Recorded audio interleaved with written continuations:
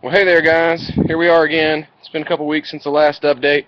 It's about 50-something degrees out here. It's warmed up enough that we're able to start cleaning up around here again, and everything's not frozen solid. The ponds have thawed out pretty much.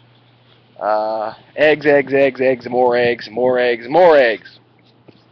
So the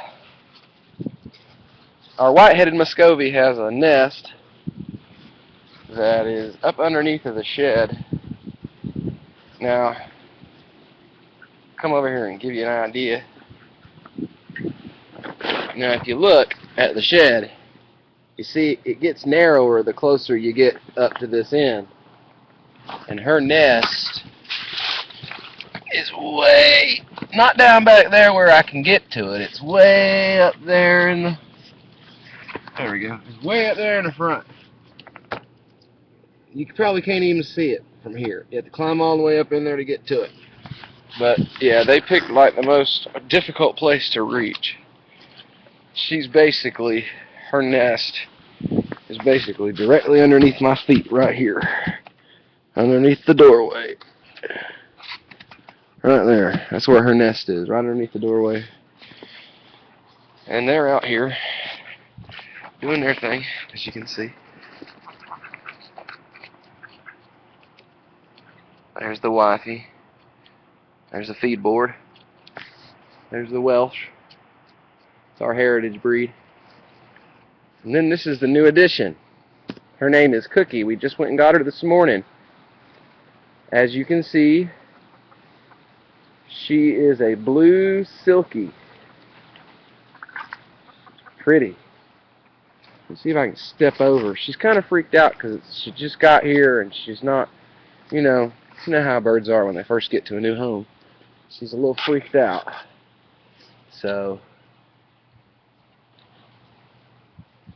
but you see her feet, hopefully.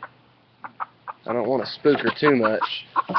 And she's, yeah, she just got here, so she's a little scared. But she's gorgeous. A blue silky hen. And then back there is another nest of eggs. So there's another nest of eggs. We got probably a dozen more in the house and another dozen in the incubator at my buddy's house.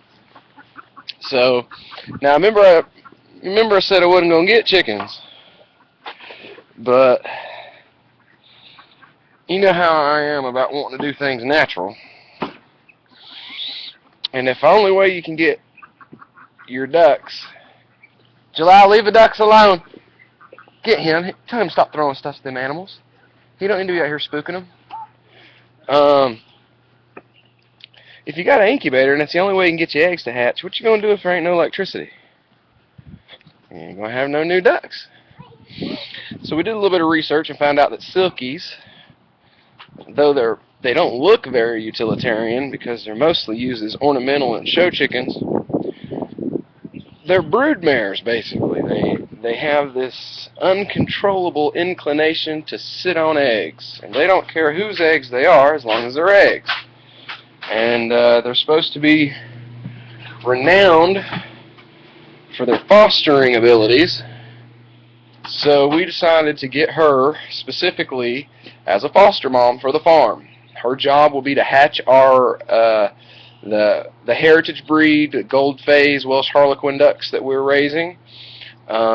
We want to be able to keep some in the incubator, and when the incubator's full at my friend's house, we'll have her sitting, the silkie sitting on a nest full here, so that we've got eggs hatching, every couple of weeks.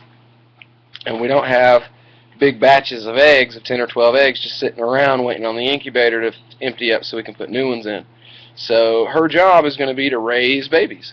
And we were looking online to add a few duck hens to our collection, and a local lady who lives in a neighborhood with a homeowners association, they're only allowed to have 6 hens, and she had 10, and if she didn't get rid of one by Monday, she was going to get a fine in her mailbox. So She had listed a couple of them, and she didn't want to sell them. She wanted to literally do them like you'd adopt out a child. So she wanted to know what we do here and how we feed and what animals we have and what plans we had for her. And she adopted out for free, actually, the hens that she had that were in excess of what she was allowed to have. So we went and picked up that blue silkie this morning.